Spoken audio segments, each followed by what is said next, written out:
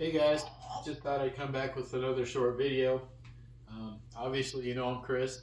This is Kai, but who is Kai? Kai is my grandson. A little bit about this scenario is basically his mom's kind of going through some things, so I had to step up. He's been living in this house with me since the beginning. Not going to go into his mom's situation a whole lot, but currently I'm co-parenting with his grandparents.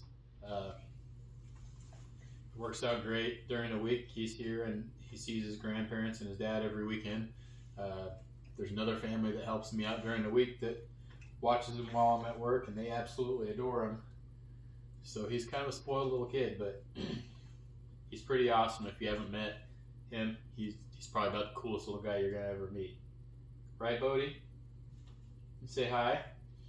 If you're wondering, his name is Kai. It's Kai. He's named after King Kai from the Dragon Ball series. It's kind of an anime nerd thing.